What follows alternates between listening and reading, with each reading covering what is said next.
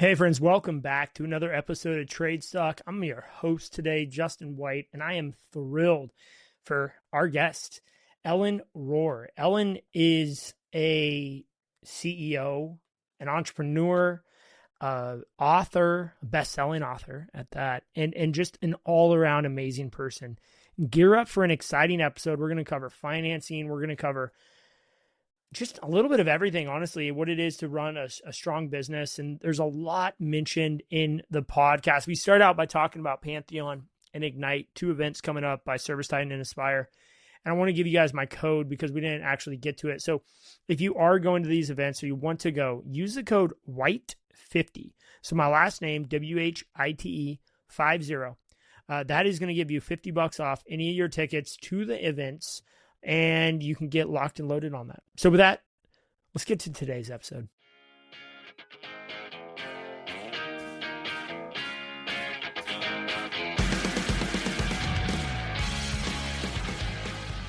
All right, guys, welcome back to another episode of TradesTalk. I'm your host, Justin White, today, and I have a special guest in the studio, Miss Ellen Rohr. Rohr, welcome to the podcast. Yay! And I'm the president of the Justin White fan club. I am so excited to have you on, Ellen. Our energies go together. It's so well. I love you. The minute I pursued you and Drew tried to gatekeep you. And I'm like, no. Justin and I are going to be BFFs. Put him on the phone. That was like a month before Pantheon last year. And you were like, you got to come to Pantheon. I'm like, I'm going to Ignite. And I came back a month later to Orlando, Florida. And it was one of the most pivotal changes and points in my career was Pantheon 2024 because of the people I met and what that has led to over the last 6 months. So Ellen, just thank you from the bottom of my heart for all the access and all the connections you've made already. Oh, I just knew right away. I'm like, this guy, we are going to be BFFs. And I like that you said that about Pantheon. I mean, you really own the landscaping space right now. Ignite is a great place for landscapers to go. And this year, Ignite and Pantheon are the same week in Anaheim. Yeah. You can bring the family. There's a lot of reasons to go to both if you're a landscaper. I completely agree after going to Pantheon. So I've gone to Ignite 5 years in a row now, and Pantheon was my first time. This is like, for those listening, Pantheon's like the ServiceTitan brand of the other industries. So if you're familiar with Ignite and landscaping, Pantheon's like that for plumbing, heating, AC, home services, all things ServiceTitan. Ellen, dates, you have the dates off the top of your head? I don't want to put you on the spot here. No, that's all right. I got my calendar Ignite up here, so I'll make sure I get this straight. It's September. And as you're pulling that up, I think I have a discount code for the listeners. Maybe I can drop that today. You do. That's excellent. Okay, so it is the Pantheon is the 17th, 18th, and 19th, which means the 15th and 16th are Ignite. So I think that's the Monday and Tuesday of that week. And then starting Wednesday, we transition to Pantheon, all in Anaheim. So easy peasy lemon squeezy. All right. That's it. So basically September 15th through the 20th something is going to be it. So go online, register. If you're a landscaper and you're using Aspire, also if you're not using Aspire, you will get so much value. One thing I really love about both of these events, Ignite and Pantheon, it's not a sales pitch or anything. Like, there's focus around the software and how to use the software better. But you guys have speakers just simply talking about how to build a sales team, how to build an operational team. How do you build your marketing and branding engine as a company? I mean, there's endless partners there at the expo hall. There's so many reasons to go, even if you're not on either of these softwares. The cool kids are there. Like the cool kids. It's like when you want to go, that's where the cool kids are. The cool kids are there. You'll see people at these events that don't go out much. No, they're busy running billion-dollar companies. But they make it to Pantheon. Pantheon, I think, is going to have over 5,000 people. So you're going to get a more intimate and specific to landscaping event. Again, it's just to get you in the mix. Over and over in my life, I would say the most impactful moments from a career and business building perspective have been the people I know and the shops I've visited. So what'll happen is you'll meet somebody and they'll invite you to their shop and you'll say, sure. And you'll go. And then by law of reciprocity, you got to have people come to your shop, which is a chance for you to clean the place up, get your team ready, brag on them. Like shop visits are everything. And these relationships, like I really am a couple degrees of separation from anything that you could need or want in this industry. I'm also old. Justin, it took a minute to fill out my contact list, but I got a good one now. That's for sure. You on it. Yeah. You have an amazing Rolodex. And so I would agree with that. Shop tours, for me specifically, I've been doing shop tours for about 5 years, and I didn't realize just how much I was not seen by being in my own bubble. Like, and living in California is great, but there are things we just can't do in California. And so you go to Texas, you go to Florida, and you realize, wow, they have a 10-acre property. That would be $10 million in my place. I can't buy 10 acres, but if I did, now I know what to do with it. And you just get these ideas that come flowing out of these shop tours. So if you guys, and here's the deal. If you want to do a shop tour and you admire a company, just send them an email, and you never know. They may just say, sure, come on out. When do you want to come out? We'll host you.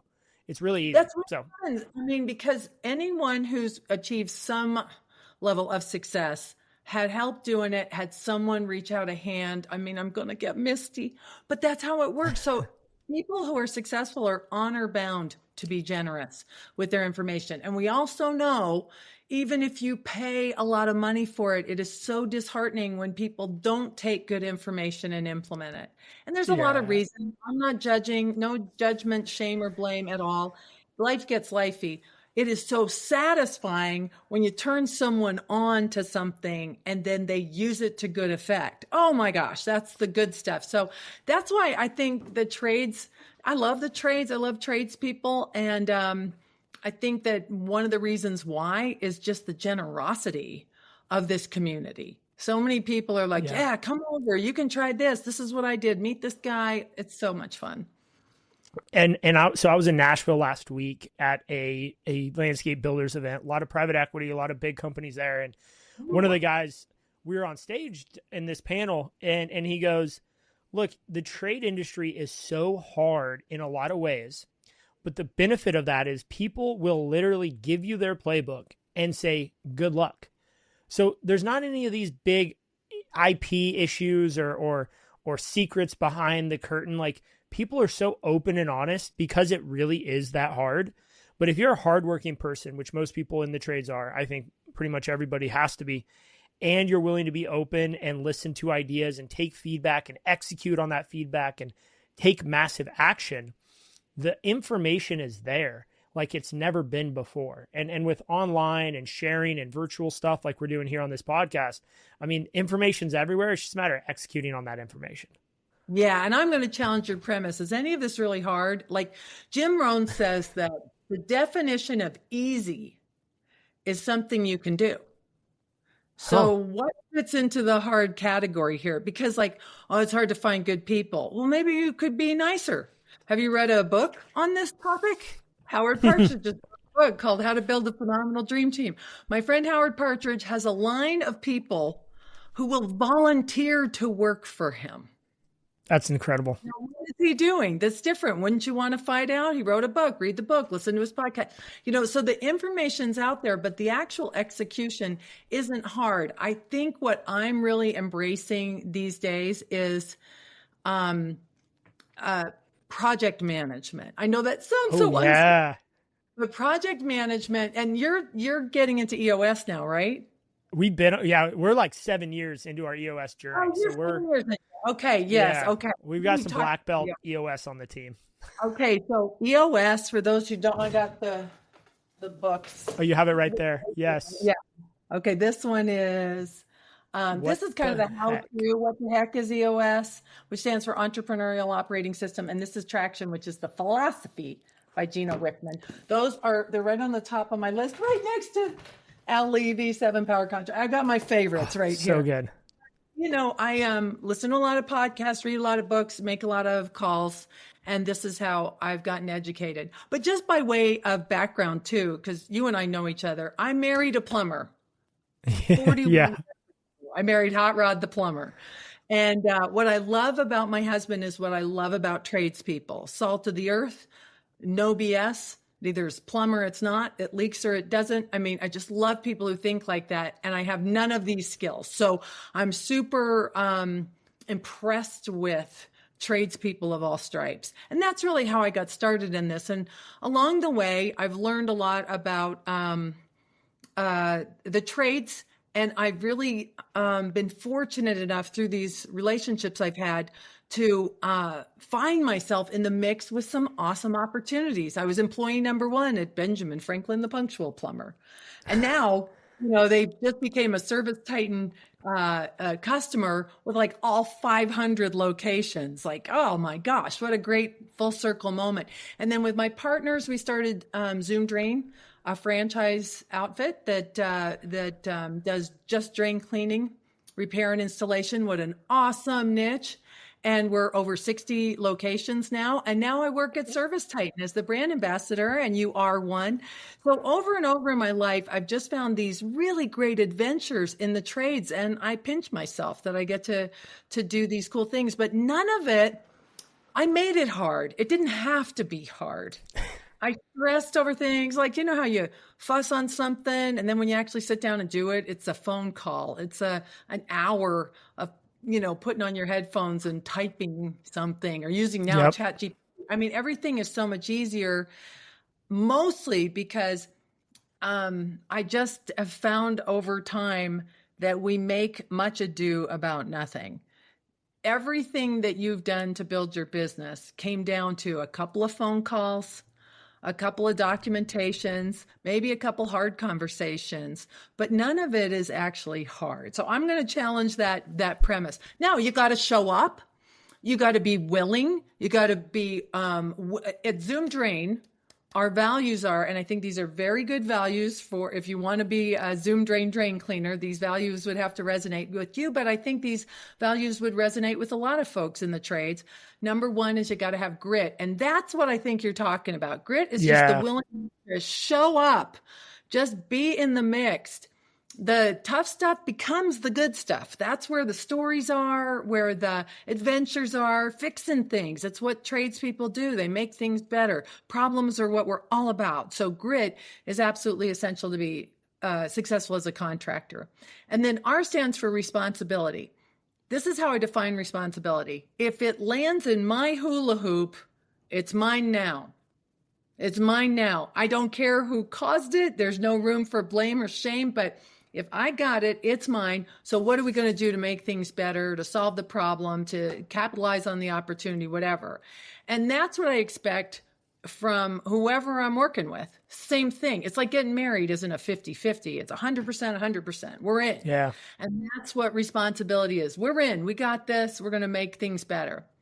Then the, it's grow is our mnemonic, GROW. The O is optimism. Now, this is what I recognized in you right away. My partner, Jim, is a super quiet guy, very thoughtful, at times serious, the most optimistic guy I know. He always knows that it's going to be better. Things are on the upswing, always, always. And you're like that. And that is a characteristic of great leaders, is the belief that we can make things better, that things, even as dark as they are, don't stay there. There's a sunny day coming. And then the last one, willingness. And this is where, like, someone will get on the phone with me. I give out my, like, I can put this in the chat too. Like, if you want to call me and spend a half hour on the phone, let's do it. But here's the thing. If you reach out to me, you could spend that whole half hour complaining about stuff. That's sometimes we need that. I'm going to time you out. Yeah. Because, like, why? And everybody has a story as to how they got here, but the willingness, GROW, willingness, is all about, are you interested in hearing another way? Are you interested in how committed to that reality are you?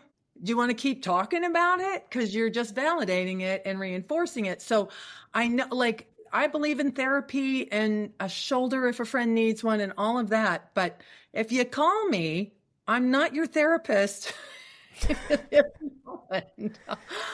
I'll listen. I'll make some suggestions, up to you as to whether or not you want to take them and run. But be careful when you are reaching out to folks like Justin, to folks in the community, not to just keep repeating yourself and state the obvious, because everyone has a horrible story. Yeah. Right. But we don't have to story top. We don't have to do any of that. We could just be willing to think new thoughts, take different action, and find some better results. So anyway, that's kind of my life philosophy boiled down in our Zoom Drain values. So there. That's incredible. Well, thank you for all of that, because I think that's good to give the talk today a foundation of where we're going to go, where you've been, what you've done. The Zoom Drain story is so incredible of you guys taking that from a startup basically to 60 locations and franchise. A lot of people don't think about franchise as an option. Did you guys start as a franchise, or was that a move you made at some point through the process?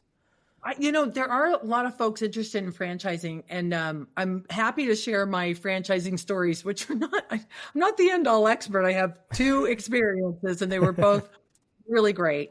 But the Zoom Drain, this is what happened. I'd worked with investors.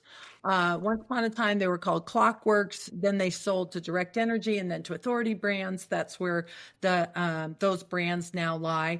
But I didn't think anything about franchising until I was asked. I did a presentation at a seminar, and Jim Abrams came up to me after this day. And you know how it is when you do a seminar. Some days are really good. Some days the inside head is like, oh, what was that? That was just like a hot mess, like I'm very in my head sometimes. But that was a day that I just thought, you know what? I'll give myself an A for today. It was just everybody, the crowd was great. It came across. I had a blast. Anyway, at the end of that day, Jim Abrams, who I'd never met, comes up to me and he says, how would you like to run the country's largest home service plumbing company? And at this time, we just sold our company, which was 4 trucks. Okay. Only hands-on experience I had working with Hot Rod, and we didn't work well together. It's why we sold the company. But I learned a few things in that process. And the number one thing I learned, and what I've really built my career on, is I learned how to make money, to use financial reports to make better, faster, more profitable decisions, and learned how much to charge and how to keep score and how to do better.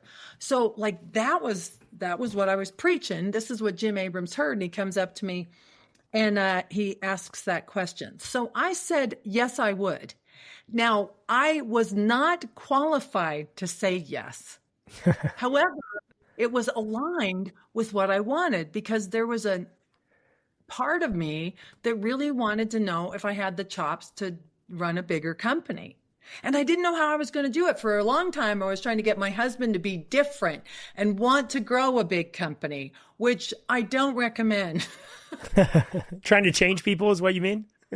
Exactly. Yeah, let's leave them alone. They're fine. My husband is fine. Thank you very much. I only run into trouble when I try and change him. So I relapse, but I've gotten better. So anyway, I didn't know how I was going to explore this size, this idea that I wanted to see if I had the chops to grow a big company. I didn't know how. I'm not a contractor. I didn't know what I was going to do. And then I had this opportunity. So what I learned then and have capitalized on over the years is say yes if it aligns with what you want, even if you don't feel qualified or know how you're going to do it. Because you will figure it out. If you want to, you can, the information and tools are out there. So I said yes, and I made a ton of mistakes, but I learned a lot about how to start, fix, and grow businesses, how to work with PE. I got some scars to show for it. I've made some major mistakes in my life that still make my stomach hurt when I think about it. But overall, we had a win. One of the things Jim Abrams taught me a lot, but one of the things he taught me is that you're just aiming to win 51% of the time. Just a few more wins than losses is the best that you could ever hope for. right? And so, not to be afraid of making mistakes and to just go, the shame, blame, who did it, I don't care about any of Yeah. that. Like if it's in your hula hoop, let's keep going. And I learned a lot about that. So we grew that company to about, I think there were 47 franchisees when I left. And then Tab Hunter took over. It was a really exciting experience. But I wanted to do it again. After I left Benjamin Franklin, I thought I want to do it again, but I want to be an owner this time. So and that's Ellen, just to double click on something, you were basically a hired in. Were you the CEO, or what was your role when they asked you? Yeah. another tip. When you're the first employee, call yourself anything you want. So I was the president. Nice. The Presidente. What was El Presidenta. Yes, exactly. So La Presidenta. yeah. So yeah, you can, and there's some freedom there. That I was the first one in, and I've learned since too that that's a particularly good role for me, is to be the spark plug, the one to get something started. I tend to lose interest or fade out, or someone else is going to be better than me as the company grows, is something else I've determined too. So I can anyway, relate to that. And yeah. and I want to double click real quick on one thing. PE, private equity, I mean, a big topic in all service businesses today. Is there one lesson or a maybe I call it lessons without the scars that you could share in terms of working with PE during that first period of Benjamin? Like the scars are what make you beautiful. That's it. The scars are okay. Like, I think there's this idea. I was just at a seminar not long ago, and someone said, so this is how I heard the question, was like, what's a KPI that we haven't heard of that we should know about? And I'm like, there aren't any. It's like sales, profits, cash. Like it's out there. And so like, I think there's only so much that you can. It's like learning to drive a motorcycle. At some point, don't you have to have a motorcycle? Yeah. You can watch the videos, but you have to get on the motorcycle and you have to feel the throttle and the clutch. You have to drive, and you're probably going to fall. Like there's two kinds of riders, those who've fallen and those who are gonna. Yep. So I think that's it. But I think let me come back to that question, because as we started Zoom Drain, we were the original investors. So Al Levy, my best friend, 7-Power contractor, and I, we partnered up with one of our clients, Jim Crinitti. So the company didn't start from scratch. He had a really nice company, about 3 million in sales, maybe 2.5 million in sales. And we wanted to do franchising again. Jim was in, just kind of reached out at the same time we were thinking about it. And so Al Levy, who, if you haven't read his book, if you don't listen to him, please do. He's the smartest operations guy ever. 7-Power contractor, Al Levy, and my best friend. And so Al was the big investor, and Jim, of course, is putting his company on the line, and I'm involved too. So the three of us are the original investors. And according to Al, we had to make sure. So anyone who is going multi-shop, this is such good advice. Make sure that the mothership is red hot if you want it to be lukewarm at a satellite. And I've struggled with this, the HubSpot. I so believe in it. I love this model, but I've got the scars to show from some of the decisions we made too, along those lines, about leadership, about structure, other things. But he was right. So we got Jim's company really buttoned up, and then we started to franchise. And at first I would have called you. I called Tom Howard. Do you know who Tom Howard is? Oh, Tom's great. Love Tom. And I tried to get him to buy. He didn't buy, but I made a lifelong friend. So things happen.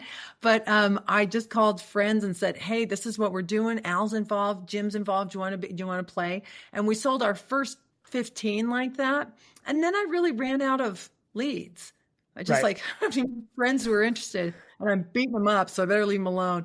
So then we turned to a franchise sales organization, which has leads, but now introduced us to a group of prospective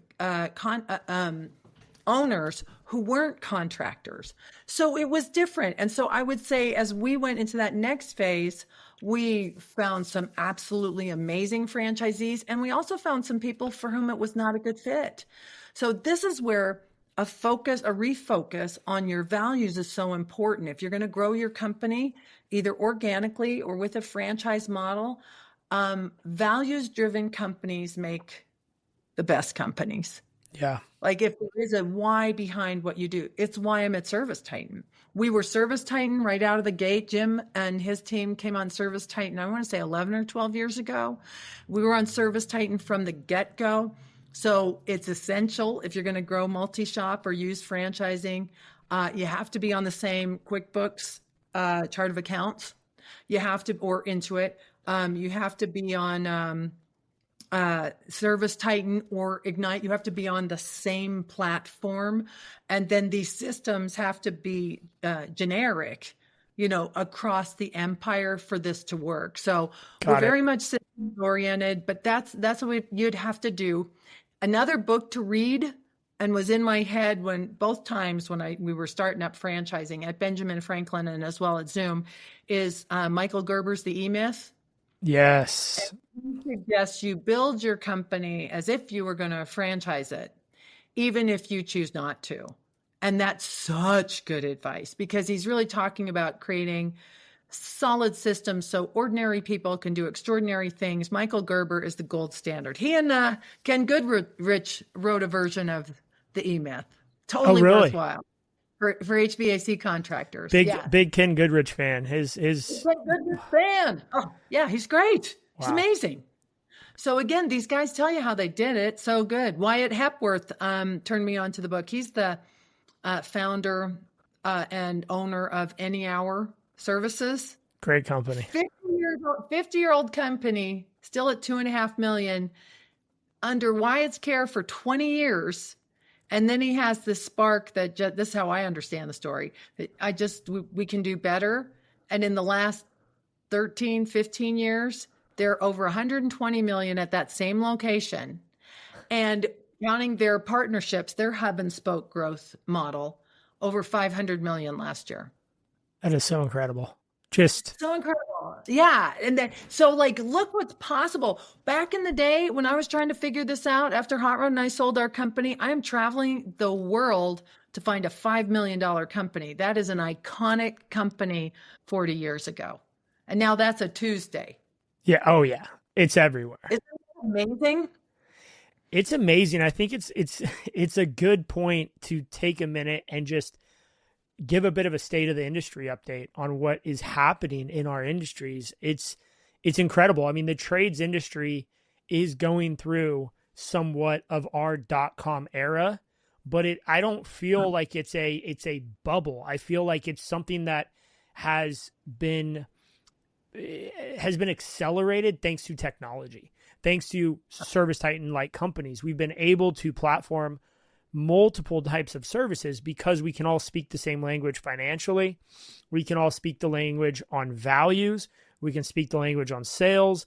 We're getting things dialed in, and bigger is actually becoming better in a lot of cases, not every case, but in a lot of cases. And I think the biggest driver of this is we're seeing technicians making a very, very nice income. They are starting to move up into the upper middle class. Those who actually get to take on ownership roles and have that opportunity to roll some equity because they're one of the first 5 employees, we're seeing them moving into the upper class because they're getting 7-figure exits when these bigger companies sell. So I love what's happening. It's so good for our people. It's great for blue collar. Blue collar's coming back. It's popular again.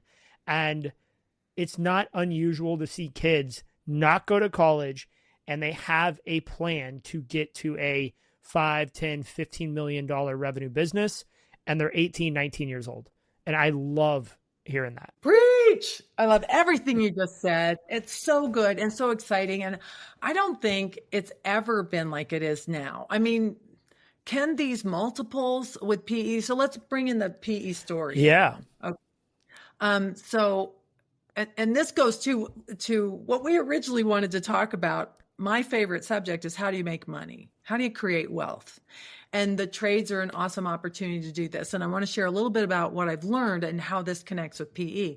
Because if you charge more than it costs for stuff, if your revenue is greater than your expenses, you create a profit and you manufacture it. It wasn't there and you made it. This changed my life. That's why I wrote the book, Where Did the Money Go? We're going to give everybody the link to this. What's a balance sheet? What's a profit and loss? This is what my first financial mentor, Frank Blau, taught me, is like you charge more than it costs for stuff and you manufacture a profit. And so sales minus expenses equals profit. And that profit connects to the balance sheet and equity goes up. There's a dovetail point between the balance sheet, the profit and loss, and it's that profit line. In QuickBooks, they call it net income. I don't know why, just to confuse us, but it's profit. So that line, if equity goes up with profit, there has to be, by law of equation, the balance sheet, an increase in assets. So there will be an equal increase in assets. Like that's how you build wealth. And the three main KPIs for any business are sales. You got to sell something. Yep. Go right out of the gate. Day one, sales. And then profit. Now, get enough in sales that you can cover your expenses and not lose money. Because if you lose money for too long, you run out of cash. So sales, profits, and cash are the metrics. Everything else, and there's good ones, maybe 7 all day that I really pay attention to, but they're all subsets of what drives sales, profits, and cash. And what PE wants more than anything is consistent cash. Yeah. Like this is not complicated. Now there's different things that they'll pay more for your company for. But if you have solid systems for generating sales, being consistently and dependably profitable, and increasing your cash flow, and you can do all of that if you're not around in a market that's pretty sexy, like you're going to get more in an established market like Phoenix, Arizona, than you would in Rogersville, Missouri. Yep. Just saying, the market will play into it as well. But the overall, that's what creates multiples. I'll tell you what else. When we say multiples, that means whatever your profit is. And now you really just have to get 1 or 2 good years strung together. I don't know if all this will last forever, but it's so good right now. And to your effect, there are some really good big companies out there that even post-transaction could be very good for the people who work there, for the people who stay, for the people who come after. There'll be some exits for the owners, and sometimes that can decimate a company. We've seen that too. We have. Like all the cool kids leave, and the company isn't well managed beyond that. But that's not every case. There's some really good investors out there too who want to do the right thing. And there's some really savvy owners and managers who want to take another swing. I mean, the days are really exciting. But that multiple means that we're going to take whatever your profit is. In this world, it's called EBITDA, earnings equals profit. Why are there 2 words? I don't know, like elbow and 90 to confuse us.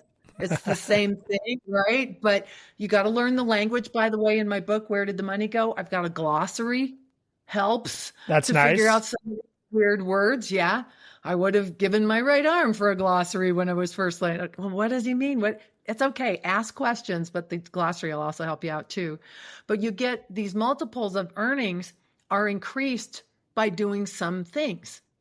One is making sure it's all documented. And you're using videos or a learning management software, or just write it down. Again, Al Levy sells his manuals and you can edit them instead of start from scratch for a lot of different trades. That's a good way to go. You join a franchise, what are you paying for? So you don't have to write the damn manuals. So you already have a world-class brand. You don't have to create all that. That's a reason to look at a franchising model. But some of the other things that help you create higher multiples, here's one that I think so many people could take advantage of. Make sure your financial reports are super tidy, TIDY, neat, accurate. The first letter of each word is capitalized. not a bunch of mess. Like it's like when you see someone's work and there's solder blobs, it may work, but you're going to discount the quality of their work based on the aesthetics. Make sure that your financials look good. Take that much care. Audit them yourself. No surprises. If they don't find anything in due diligence, you don't get a drop in your multiplier. Isn't that exciting? Yeah, it's so underutilized, the financial aspect of your business. It is the engine for future growth and future profitability and everything. And when we talk about multiples and we talk about PE or private equity is going to be an outside investor. Strategic, maybe a bigger company looking to get into your market and you can sell your business into them. That's a big thing. And then you may just have someone else, a standalone buyer. There's a lot of people who have money from tech or other investments that they've made, real estate. They've got 20, 30 million laying around and they don't love the idea of just parking in the stock market. They want to actively use that money. And I've been approached by a lot of people who say, we want to buy your business. And me and my partner have 30 million in liquid cash, and we want to actually come in and be the CEO and the COO. Now, that's not for us today, but that may be for someone else. So all these new buyers are emerging, no matter the perspective. Go ahead. I don't mean to interrupt. No, it's okay. Important. So there's different types of equity. So this ties into that book I was talking about, Wyatt. I don't think I remembered to say the name of the book. The book is called Finish Big. Okay. And the premise of the book is on day one, when you start your business, you might consider how you're going to exit your business because we're all going to die. Yeah. Can't escape that. You can't escape that. At some point, you will transition that business. So opening the door to exploration and options, like are there family members who are interested? Are there key employees who want to play? Are you most interested in a maximum amount of return? If whatever it is, just like be willing to have those conversations with yourself and with your team. And then you're not in a fire sale situation. So you can look at someone like, wow, we could maybe get a really exciting deal with a risky investor, some youngsters with money from a tech buyout, and use their money to really blow up our brand. And it might be riskier than going with the Wrench Group or Goldman Sachs. But there'll be different opportunities and pros and cons to these constructs. I just wanted to underline that what you're saying is so important. I so much appreciate that. And because there are so many other buyers out there, so many different types of buyers who weren't here 10 years ago, it just drives home the importance of clear and professional financial data. It's not that hard, guys. Like getting your P&L in order. And if you want to understand what a good P&L looks like, there's so many examples. Ellen, it sounds like your book could help them understand some direction around that. Yes? Most of the time, I look at a set of financials and I want to cut out half of the accounts. I want to take their departments or classes and boil them down from 32 to 2. Right. I really like the balance sheet and the profit and loss are supposed to be the summary information because you're going to have detailed information in ServiceTitan. Yes. In your detailed accounts receivable. No one is looking at 15 different sales accounts. And the more accounts you have, the more likely that they're wrong because you've got more buckets into which you're going to put information. So yes, clean, elegant. I feel like I fight fancy all the time. In fact, if you get on the phone for half an hour and you want me to look at your financials, I will. Now, I'm not going to do any assessment of it because my assumption will be they're probably wrong. Yep.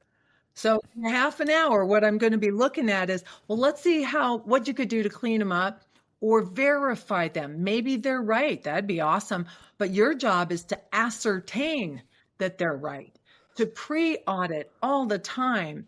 And the best companies I know are running weekly balance sheet and profit and loss. So they're auditing their books each week, these little mini catches, so that at the end of the month, they can close it by the 5th of the month. But during the month, they know where they are. So, so good. You know what? I'm going to, because we both love Tommy Mello, Yeah.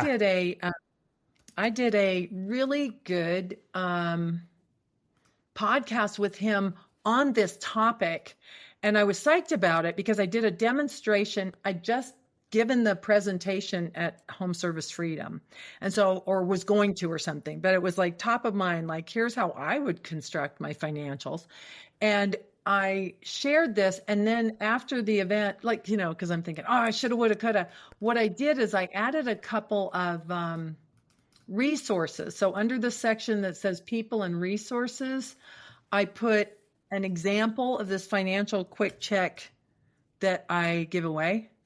And I did a little Loom video on how you use it. Now, you don't have to do it like me.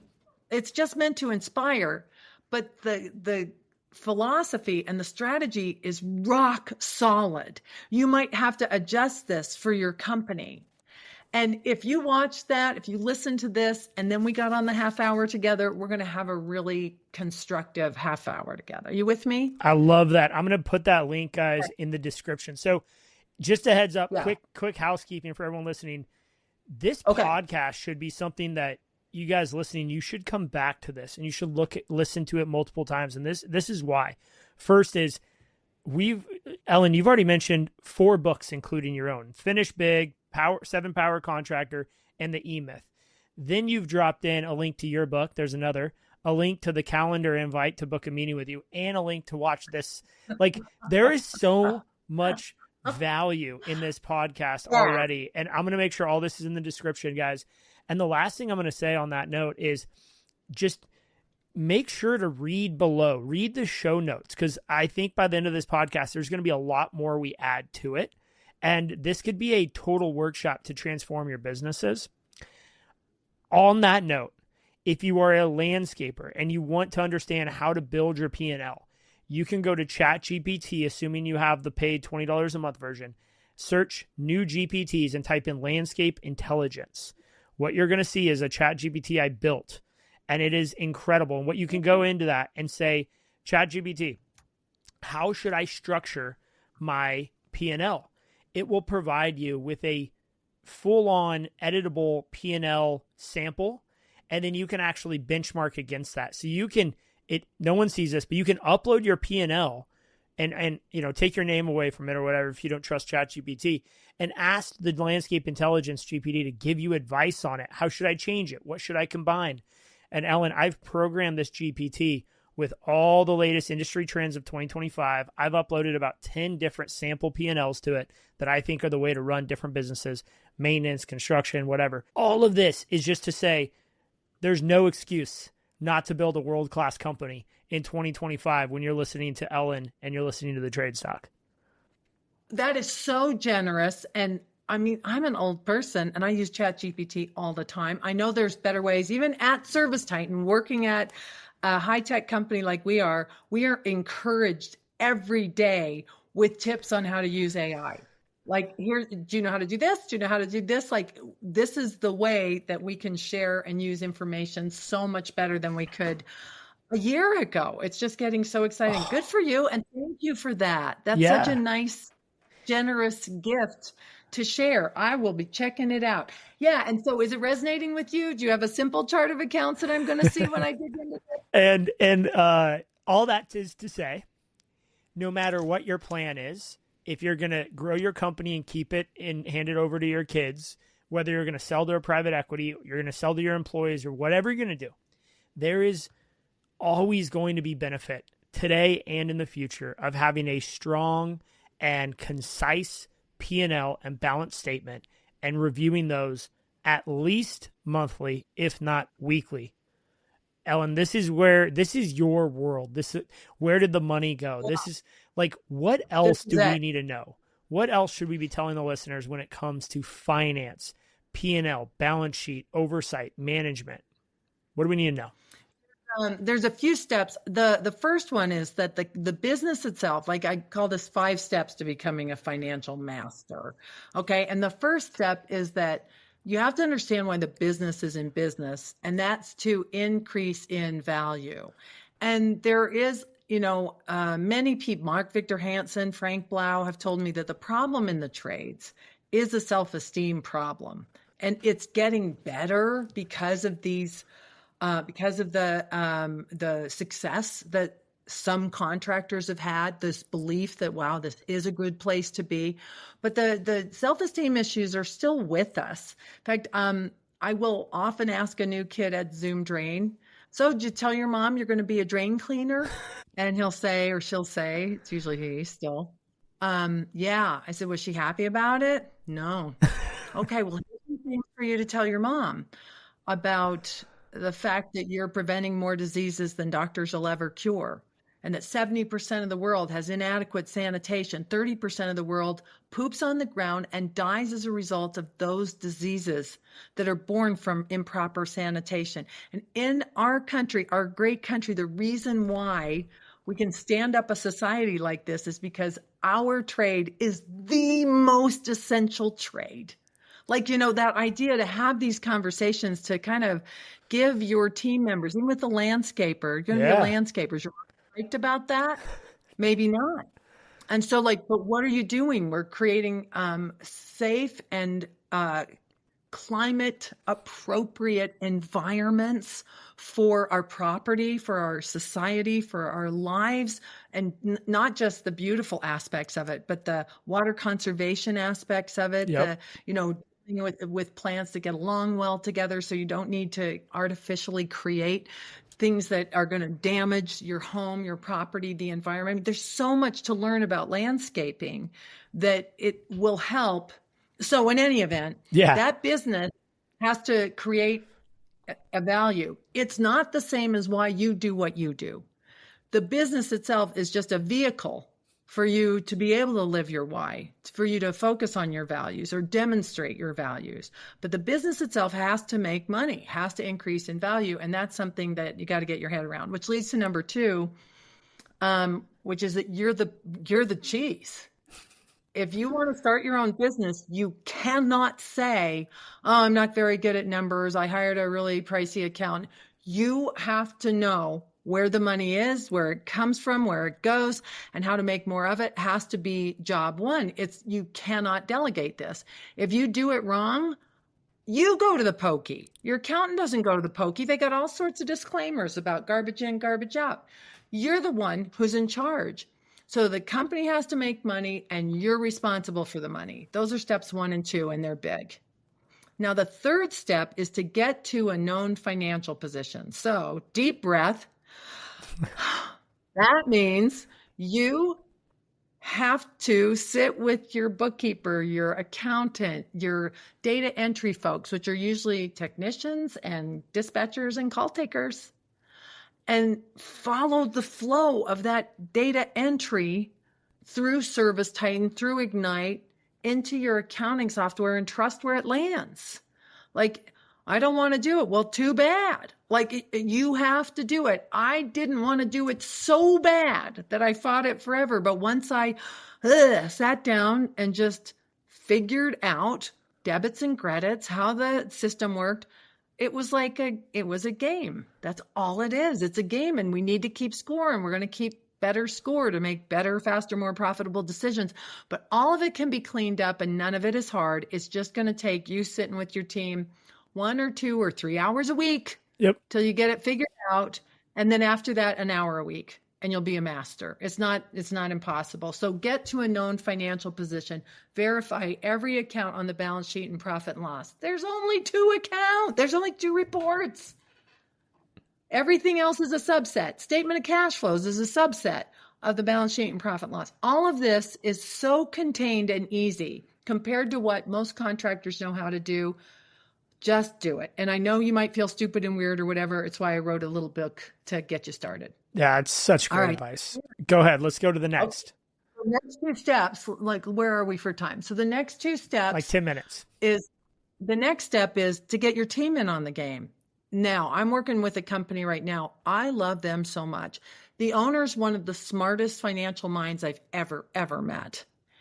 What's really cool is now we're sharing this information, and the dashboard report that we use to do this is that link that's on Tommy Mello's podcast. So I'm giving you this, but it's a one-page dashboard report that we're sharing with the managers, with the lead techs, with the salespeople, with the dispatchers. So they know what the score is because they're the ones impacting the score.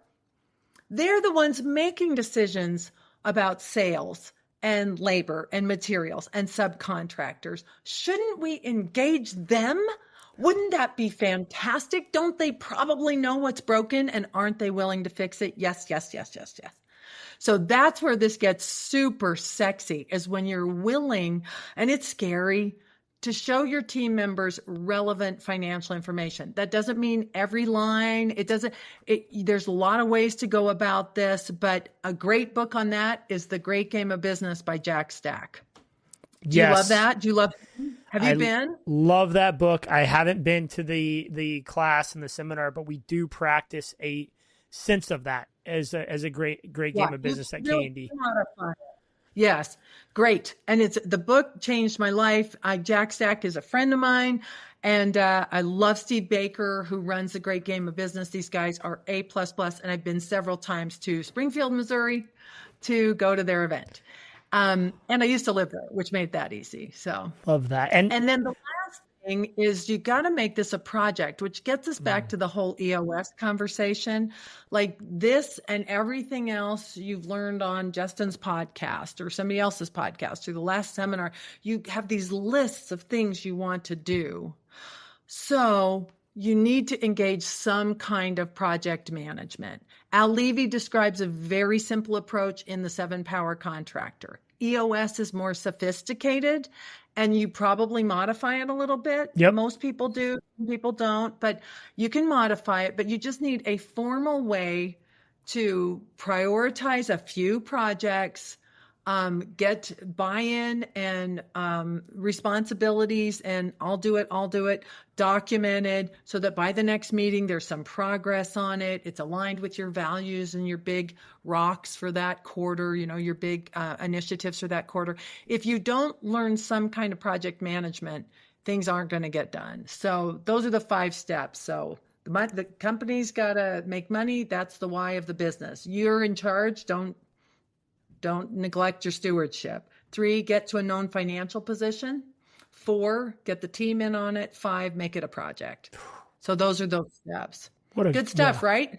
Great stuff. I mean, this is what I'm talking about. This is value. This is the kind of stuff that you learn infrequently, but when you can increase the frequency at which you learn this type of information. That's why I love 2025 with podcasts and ChatGPT and seminar. I mean, you have everything to your disposal. But the one thing that I took away from all this, you have to have grit and determination and follow through of what you want to do. Because look, everybody can be the idea person in the room, but if you don't have a project management system like EOS and you don't have a team that can be held accountable to their leadership or to you as a senior leader, the CEO or owner, nothing is really going to get done. Nothing's going to progress forward at that rate that you want it to progress forward at. So I love grit. I want to come back to grit and just double click on that because it is so important to take all this information and make moves, take action. Ellen, you have done so many things in your career, and congratulations. I mean, it's just such a pleasure to interview you today. It's a matter of living long enough.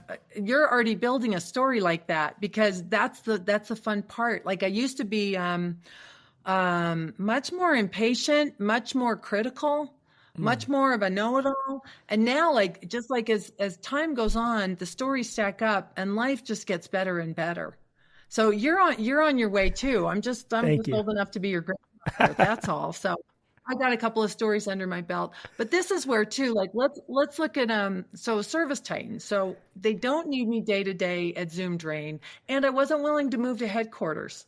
Okay. So my kids here.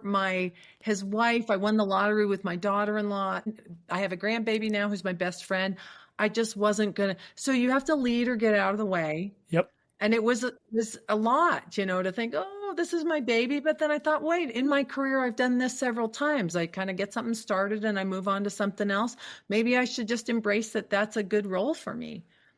So, and the leaders I know who've continued to grow, Carrie Kelch of A Plus Garage comes to mind, like Tommy Mello too, just like they keep getting bigger and better. As you expand as your CEO, there comes a time sometimes where we say, let somebody else do it. And then other friends of mine are just saying, nope, I'm going to step up what I know, what I can do. All of these things are available to us.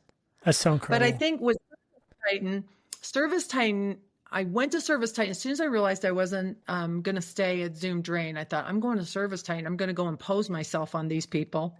One, because I believe them. I believe in Ara and Vahe. I believe in their values about creating a software that helps contractors live better lives, achieving the extraordinary, being a dream team. These values really resonated with me, and I saw them as a customer for so many years. Even though they make mistakes, we all do, their heart, their intentions, their values are established and in every single ServiceTitan team member. So that got me excited. But the other thing is that with this, you touched on it, this moment of technology and the trades, this is how we can leverage all this information. Like used to be, you had to create spreadsheets for all this, or dry erase boards, or giant maps on your wall of what these stats are. But now we have just so much data. And then this machine learning, as well as artificial intelligence, with all these ServiceTitan customers and information that they're able to what is the word I'm looking for? Yeah, extrapolate, leverage, and just use to make everyone. Curate. That's the word I was like, curate for us. Like they're pulling it from all those places. So we don't have to. Like that moment in time we've never had anything like this. It's just so exciting. It is. I'm almost speechless because I am so bullish about where we're at as an industry in the trades, and we are. And honestly, like shout out to Ara and Vahe, because they have both, in talking with him and meeting them, and I've had the pleasure to sit down with both of them at different points in the last 2 years, really, I have radically changed my vision of my company. I mean, we used to want to be a $30 million company. Now, our goal starts with a B. I mean, we are destined to become $1 billion landscape company. And we're not doing it just for the ego or the dollars or what have you. We're doing it because we have a stewardship requirement that we have to do this to improve and raise a bar in the landscape industry specifically. And it rolls up to the entire trade industry. This is I think it's a once in 100 year opportunity that comes around, and we have it. It's a point where mature industries, where it's almost impossible to differentiate. And for the one time in my lifetime, potentially yours and others, we have a chance to be the disruptor in the industry and to create this massive difference between 99% of the contractors and then the 1% who embrace technology, who embrace their team and their values, who listen and look at their financial data, who leverage tools like private equity to build to that company that ultimately is the full potential vision of the leader. And that's where we're at. We're in this point where mature industries will be disrupted at mass. And there's a few companies that are going to do it. And I think those companies are, frankly, I think they're under the ServiceTitan umbrella. I think they're in the circles that you and I play in. And I think it's exciting. And this podcast is kind of an opportunity for you and I to share our networks. And I encourage everyone listening to reach out to Ellen, because Ellen, you're a point of contact for so many individuals. And it's just an exciting time. 100%. And Justin is one of our super ambassadors. So my official position at ServiceTitan is to help wrangle the cool kids and create this brand ambassador program. And really, it's been a matter of like, who's shining a bright light on the trades? Who's got a personality and something to say? And Justin, you're absolutely fitting the bill. And I'm so excited to do more work together. Hey, as you were talking, I wanted to mention something too. ServiceTitan went public recently, and I went to a party, that they put on in Glendale. They had one in New York, and then they had one in LA. And I went to the party. And when Ara had the microphone and he was telling stories about what led up to the IPO, all the stories were about the tough days. Yeah. All of them were about grit. All of them, and with this fondness for the moment. Like, look what we did as a team. Look how we came together. Remember this guy and this guy, and, acknowledging all the team members who went above and beyond. But that's where the good stuff is. So the tough moments that's where the stories come from, and the art is created. And then the legacy is born is when it gets a little gritty. Yeah. Those are the moments that define your career. It's not the highs, it's the lows and how you bounce back from the lows. I couldn't agree more. Ellen, we're at time here, and we gotta go. Hey, we didn't even talk about branding, so yes, please have me back on. Oh, we're gonna do a That was one of our topics. That was my one topic. I said we got to talk about branding. Now, well, guys, just have a good brand. It's so important. It'll give you an extra turn or two at time of sale. But Ellen, we end every podcast with a trade secret. I'd love to hear what's your number one piece of advice for the listeners who've made it through the last hour with us as we end. This is taking from a really fun guy named Mike Dooley, but he says thoughts become things, so choose good ones. So you can, inside my head, I have to discipline myself not to speak about things I don't want. So you can have thoughts and you can thank them for sharing. And I believe in therapy and everything else. But before you say it, consider, is it kind? Is it helpful? Is it what I want to manifest in this world? Because that's how things are started. So you think it, and then you say it, and then you write it. And over again, that is what becomes reality. If you wanted to build a house, that's the process, right? Then we get blueprints and then move forward. You want to build a business, you want to build a life, a relationship. So consider what it is that you actually speak about, and discipline yourself to talk about what you want to come about. That's my thought. That is such a great way to end the podcast. Thank you so much. You guys can get a hold. I love you. I loved this. Thank amazing. you so much. Guys, there's nothing more to say. This has been a great talk. Ellen, thank you so much for being on the show. Links below, guys, on how to get a hold of Ellen. Her website's below, her book links below, all the good stuff. Take advantage of it, and we will see you guys back for the next episode of TradesTalk. Ellen, have a great rest of your day. Thanks.